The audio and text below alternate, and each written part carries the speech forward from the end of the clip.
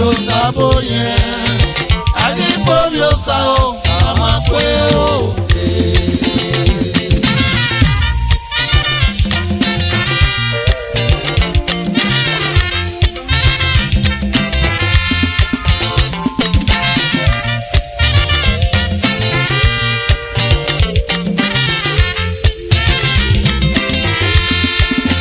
Mama jamu, na kwatia lagao.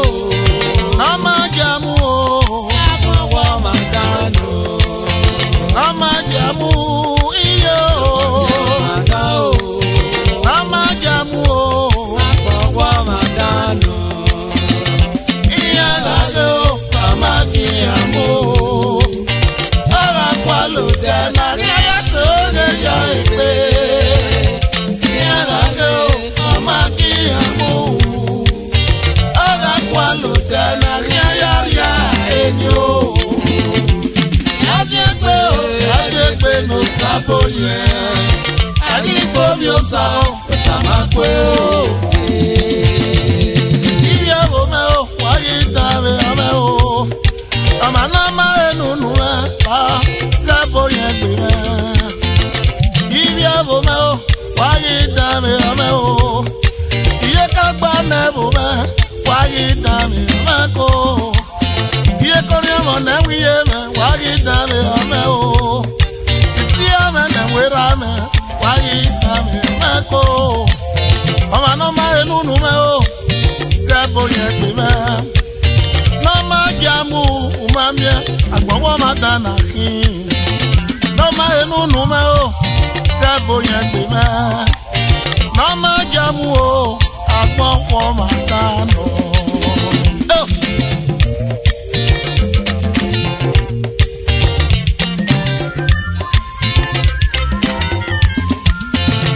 Obo kagba no wuye kebo ibo ware ana bu mera diowa owe baba ogera ebo ibo obo kagba o no wuye kebo ibo ware obu mebe radiowa baba ogera ebo ibo awuye go beriye ye go biye o dawa no gaza ti duge na o ye na we so shani wa no ye go beriye gumana ye go biye ne dawa no gaza ti duge na ne so shani umana wa no aina kama meje ba biri me uwa ga no pe ikari ya twegbu je na rene o owe baba eyiye o awuye so wa mageme o begani na magiamu na poti o maga o na magiamu o agbo magano na magiamu iyo poti o maga o na magiamu o agbo magano iya lage o magiamu na ya to ge ya ipe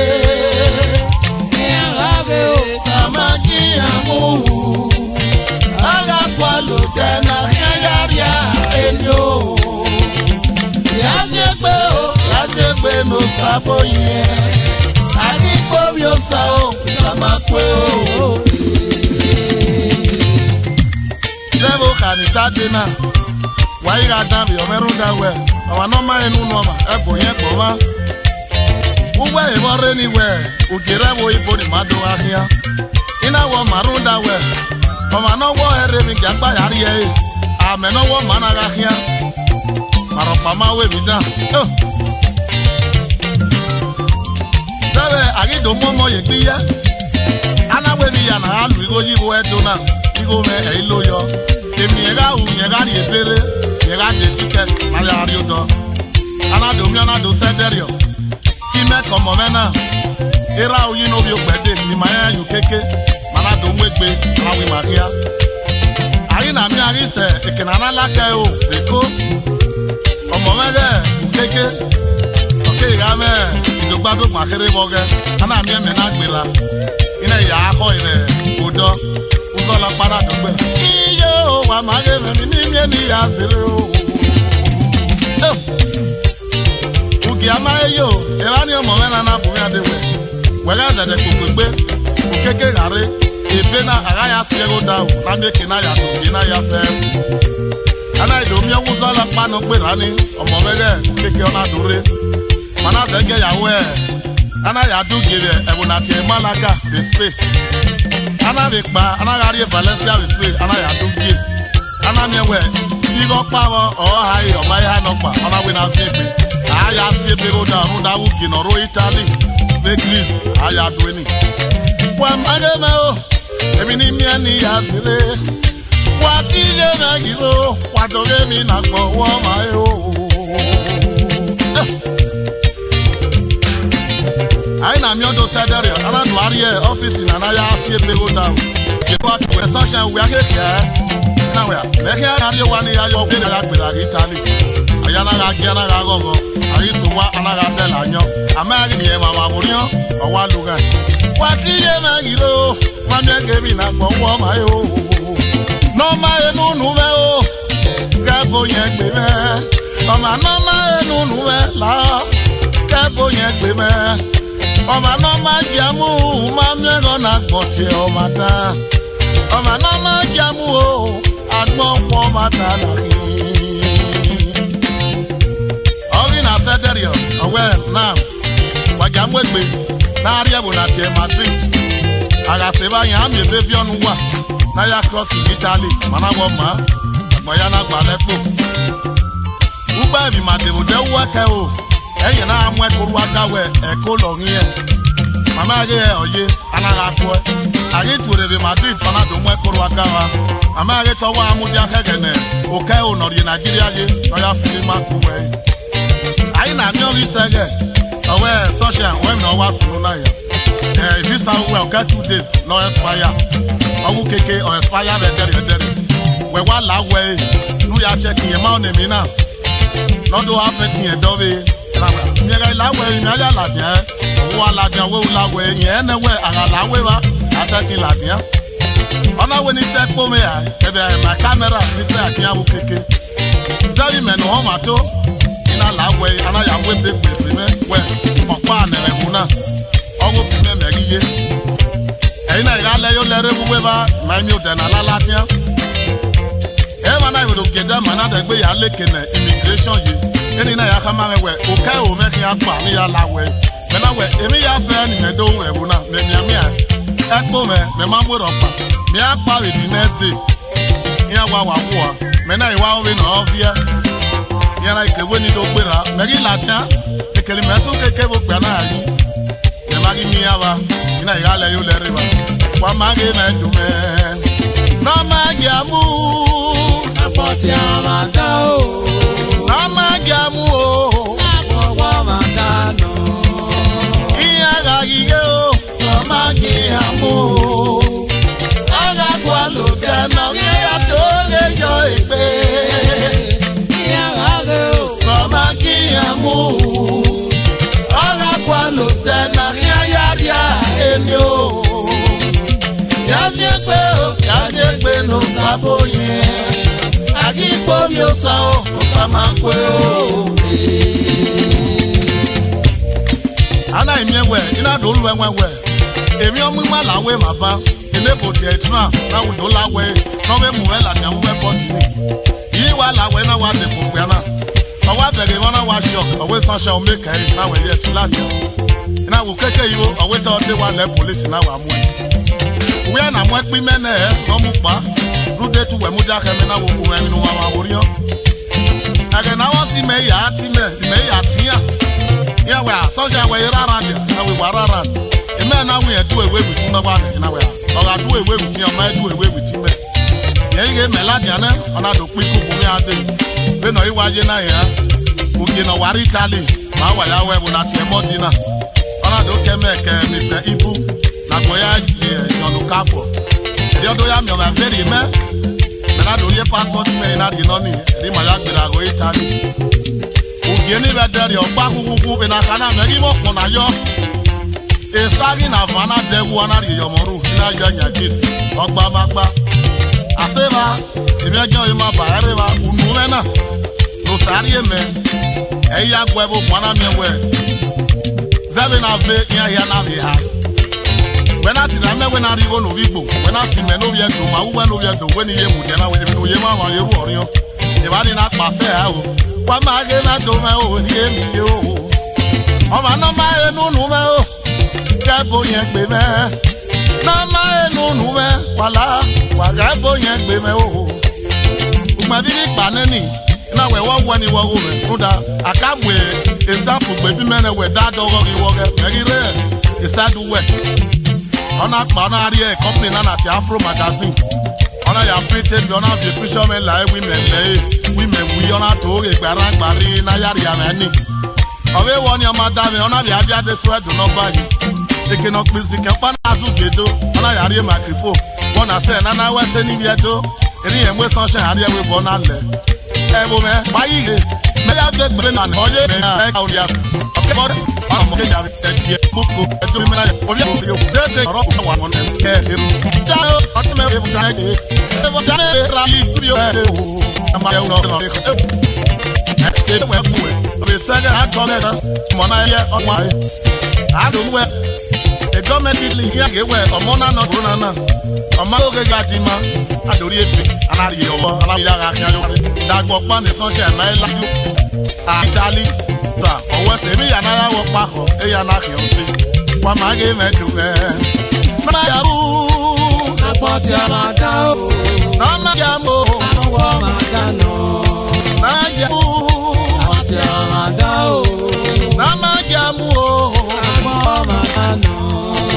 iya ga ge o ma ge mo aga kwa lo de are o yo e ya ge o ma ki awu aba ya ya no ya pe o ale no sa o ye o so ma pe o na o me no ma oni on da bi tu me we gba e ki na bu bo we nu ri awe me ma wu me mu e ka ki mo ni lo ya o buto e se di bi a ki lo omo de era o yi de ma di be wa ati no no na ma jamu na ya wo na ma jamu iye o na ya wo iye ga o ma ki mo a ta na to baby iye ga o ma ki mo ala ko do ya e yo ala to ya no ya ali to ya sa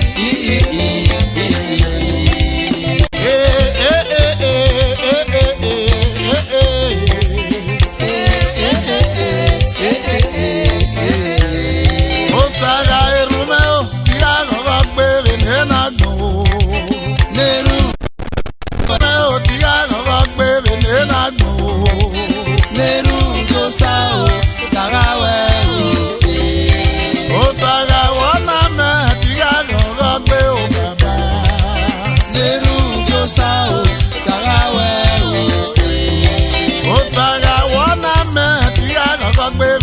nagmo. Neru Josao Sarawe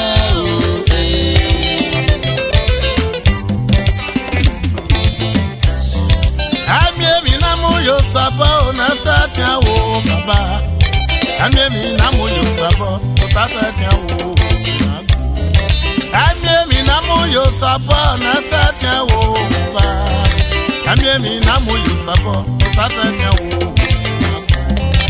Amiemi nawe gbegbe bobo isanera me o. Amiemi nawe gbegbe bobo sabe ugasi. Baoge me o, baoge monu wedi ome. Isanera me iya, nawo dowo me. Wega wona ni me go ni me kiaga yegia.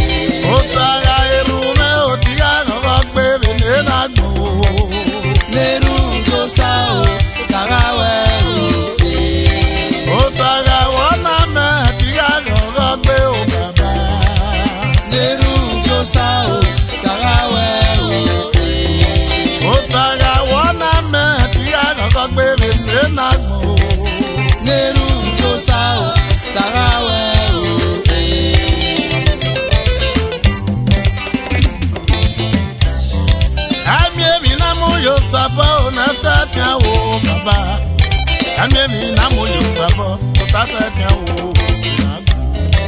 Amiemi namu yo sabo, satia wo ba. Amiemi namu yo sabo, satia wo. Amiemi nawe gbegbe bobo isanera me o. Amiemi nawe gbegbe bobo sabe ugasi. Baoge me o, baoge monu wedi ome. Isanera me iya. Nawo dowo me. Wega wona ni me go ni me kiaga yegia. Do wona me baba sa no da si kwani me tie. No e uyevi kianu ma e go yeve ni o.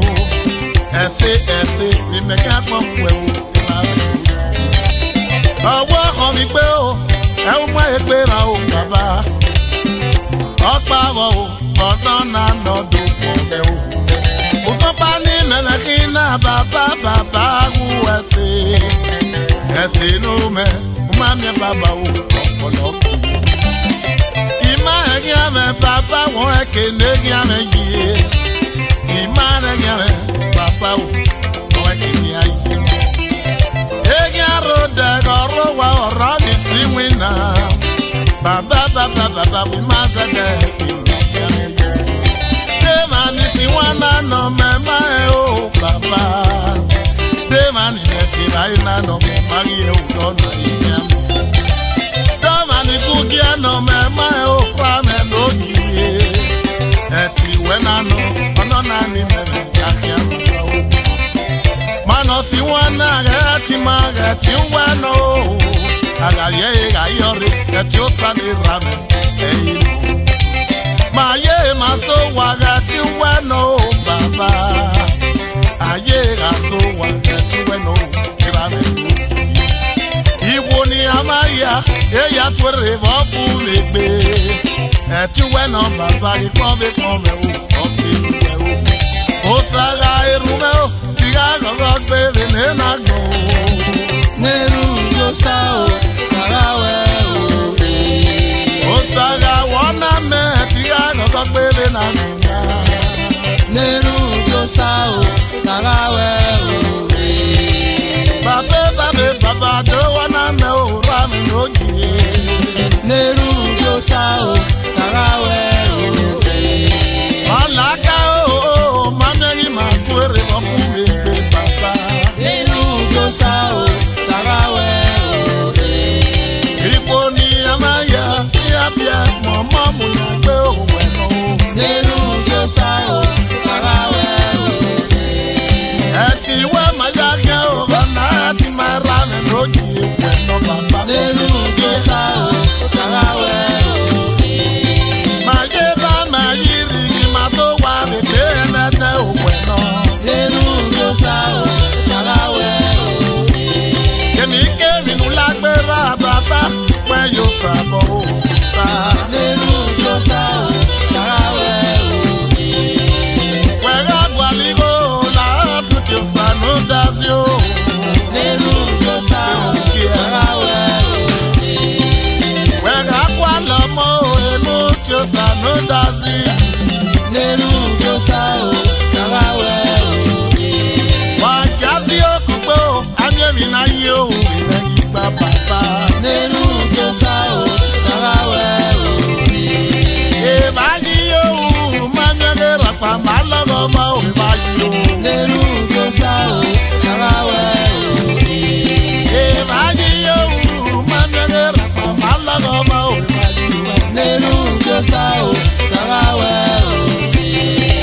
Leru Josao, Daniel Newo, Renato. Leru Josao.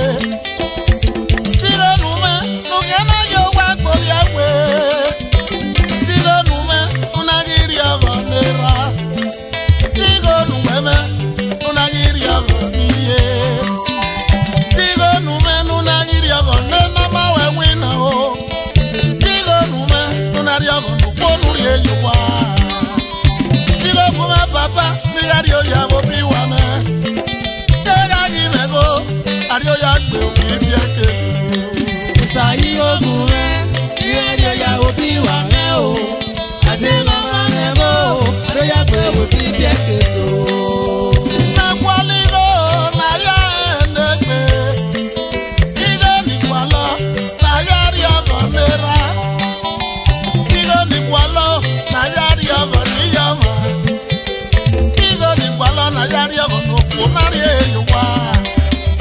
Igo ni kwalo ayari ogo no tu na aye. Igo ni kwalo na ayari ogo nasi ama o. Ifekeso igo gana wabone. Emi nuwagi u ona wajo amwe o. Igo nume nuna bubi yonya o. Igo nuwe me nuna yo ya na tiawe. Igo nume nuna mwe wonu ye waru biye. Igo kume baba igo kume bega iwalo. Sa igo kume o nigari o ya bo bi wa me ye. Yo ga ginego ario ya gbe bi bi ete. Sayi ogunme, iredio ya obi wa re o. Ade wa re o, adio ya pe obi bi akeso. Yes. Iwo awa la bi je keso be ni ariya o e ma. Wa wo bo ti wa kan kan bo re. Awa mo mo di awo mo kin awo na mi na o mi ewe. Atebe te mo pa. Rude mi no ma se mi ofe ti supi wa o. Ruda we iro popo anu. Onwe agbo ye ezigo jo. Oma ewe e na agbo. Yago wo kanari ba e mu ke na no de. Yen ni wa ya giru lelele na. Agbon ma fi weri ene. Baba yo bo me ku e.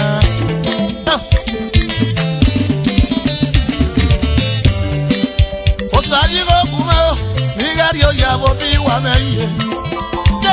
Nego, ario ya gbe obi bi akesu. Sayi ogunme, iredio ya obi wa re o. Ade wa re o, adio ya pe obi bi akeso. Digo nuwe me o, ukana yo we gbo yewe. Digo nume, nunari agonera. Digo nume, nunagiri agoniye. Digo nuwe me, nunagiri agonadonu ome o. Wala na ya enegbe igo ni wala na ya ri ogo ne roro igo ni wala na ya ri ogo ni ye igo ni wala na ya ri ogo na si ama oko igo kuma papa ni ya ri o ya bo fi wa me ga nego ari o ya gbe bi bi akeso. Sayi ogunme iredio ya obi wa re o. Mama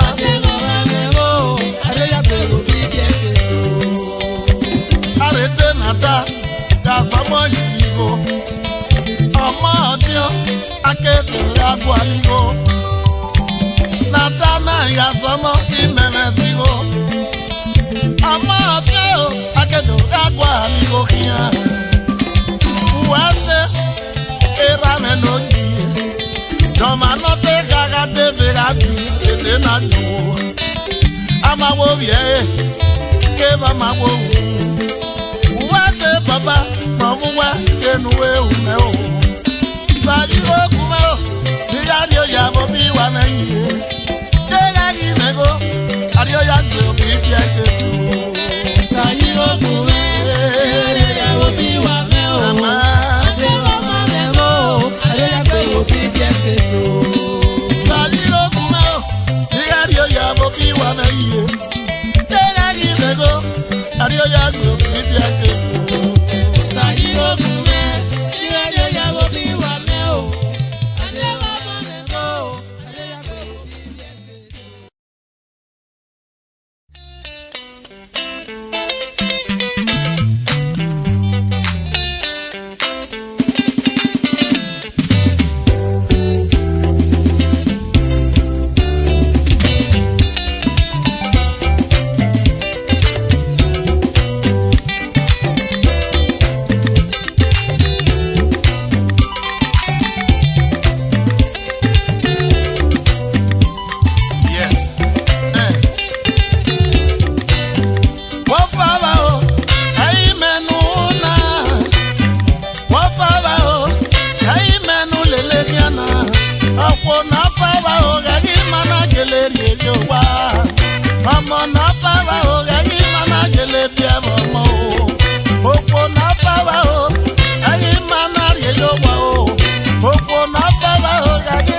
Mana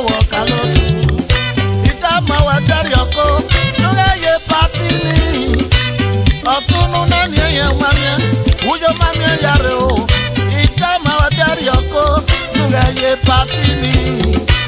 Uyo manye yare, manye geba sunu nenia. Wafaba o, ei menu weuna.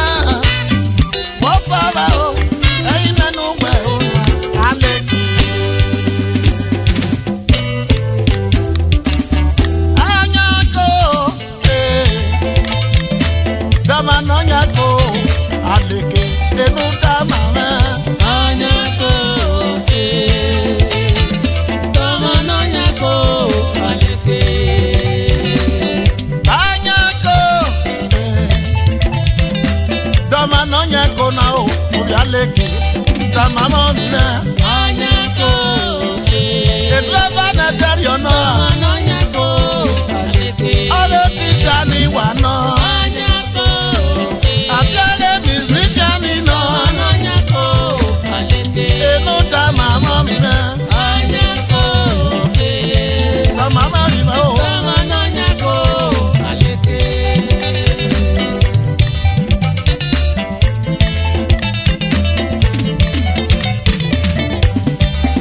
Itama wa teriono ya ye patini. Umanye o. Obi aleki. Wafaba o. Ei memenu welelekia. Wafaba o. Ei memenu wewo. Emeni ya fuwode.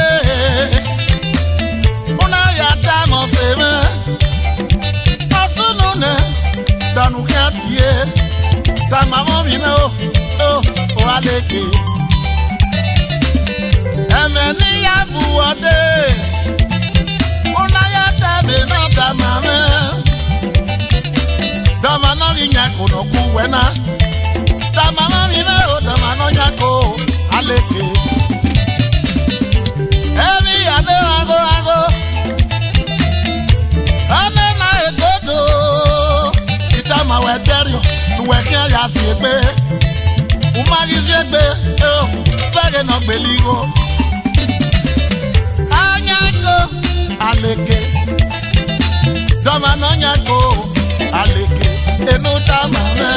Anyako, Ela mama wiegi o. dama nonyako. Aleke. Anyako. Dama no nyako na o. Nuna si kwa kweke o. Anyako, Mani mi unu ya kuwa. dama nonyako. Aleke.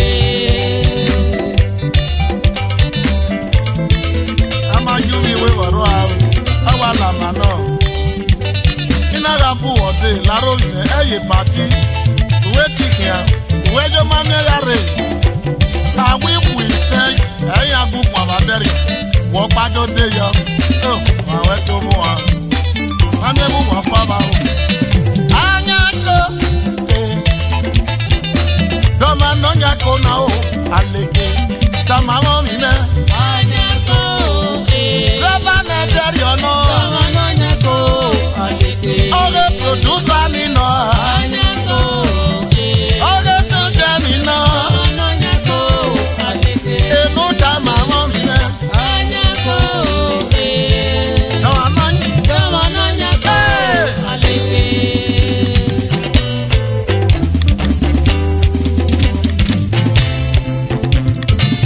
Wase ye. Tuna mamela me. Uma fano me kwa. Wase mami o. Keme rame o. Ima dama wederio. Una ga miye yo nyere mo kono ruwebe. Ke wasunu na ya. No gba ti mama onwe o. Wenu ya mo wo e.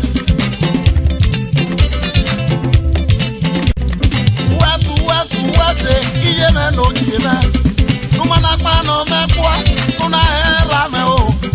Wase ye. Eko me ni ye. Ekwa me. Sikari enuwe. Iye me no iye. Jaga koli eke. Ina wa ho da fiya. Ina ma pa wa o. Hey. Wa do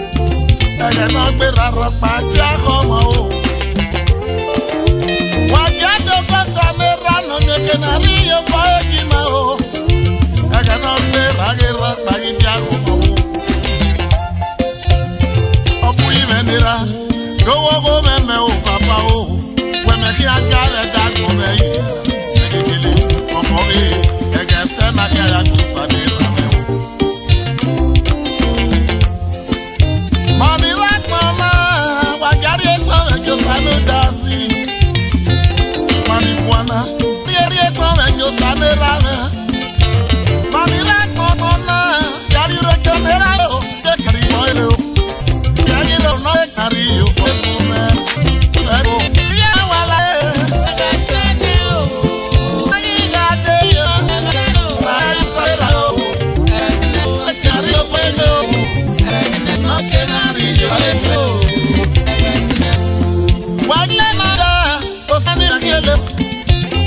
Kemi, Florena yota were papa, la nuria yata momere, sameni rame, wemi kaya.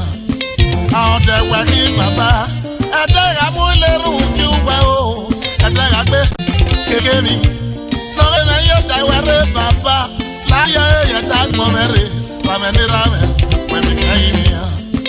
Out the waki, Agasana papa, all you met you wow, semen.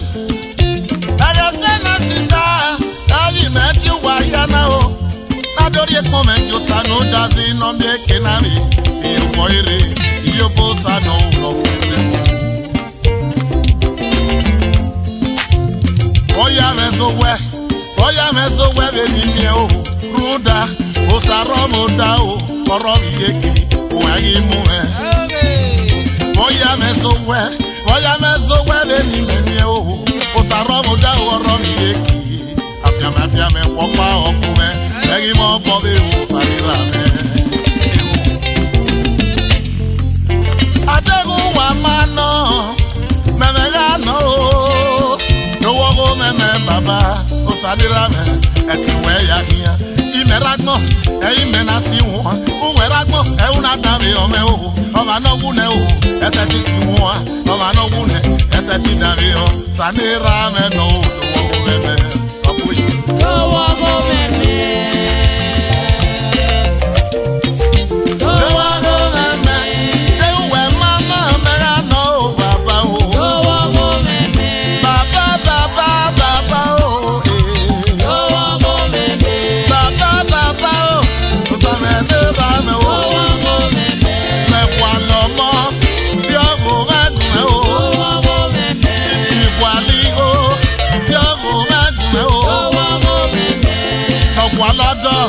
Daddy ado idia o no kwa loko baba yo bori na o o tun ni kwa le fe ya baba ke te si ya boyo ati wele ra me o Yesu me ge no tu o je wa mana imeme ga no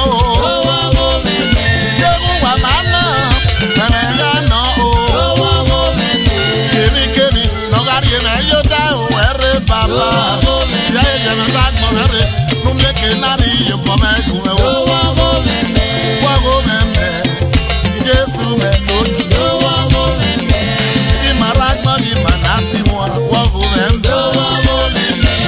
Ori na wa, do wago meme o. Do wago meme.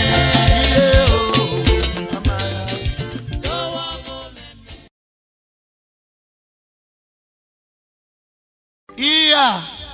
Dota no wata no wa maetai aradinye no wa na no wa maena ai mota de no pewe ile lu no agbon eropa da me gberun dawo ota no wata oda o me yari wa no taleli me ni buru yeke wa ja kan jare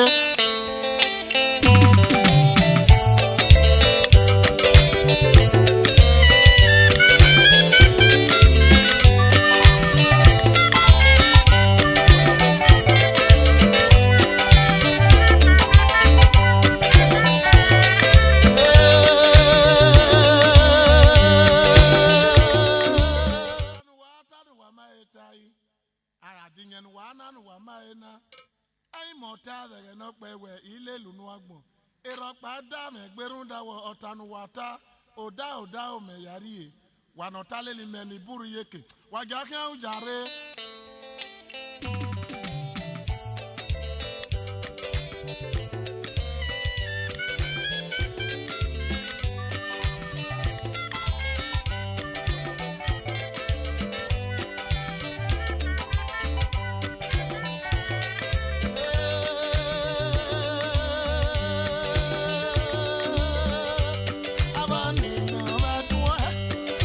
Toto mama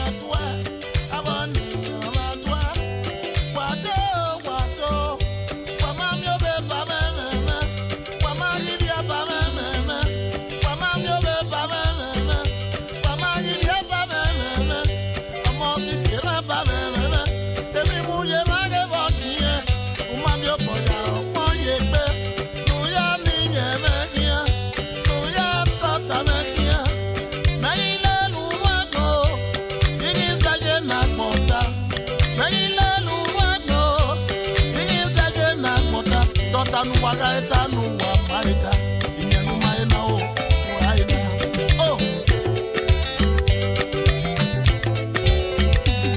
ami otagba nu wa maita ami nyegba nu wa maina inara pagi jamu pe mama mi obeta meme inyanu ana nu maina dota nu ata nu maita ilelu agbo ime wa sigbe jegba wo o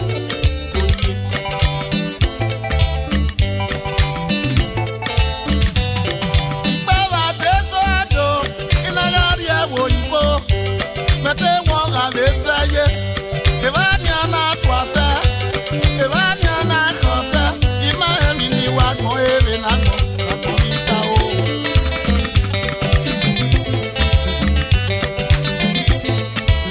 meraro eto no baye eri sanjama eri wa mi egbe no ya emu eri mi bata na o ha gba church na wa lelu no agbon ibe sewo ibo agbon na ri gata eso wo po mo ere owo o ha je egbon owo ni awe no to tawa agbugbe ba ya gbe no ina je po a o ye ma ni Italy che shoroti ya we social ni wa o owo ra gbe bata ye wo ye gebu ewu na wo ma wa je ma e ma ni ewe shoroti ni o ga ya ni abi mu ma mi ku eni o ma no gbeli lo nya ma hu ewe iwin na na ma so pa ewu na o ma ware yo ma yo ware ye te la ke musician aye musician ye te la ewu na o ma wa ri yo ma e awa ni yo ma to wa me tu e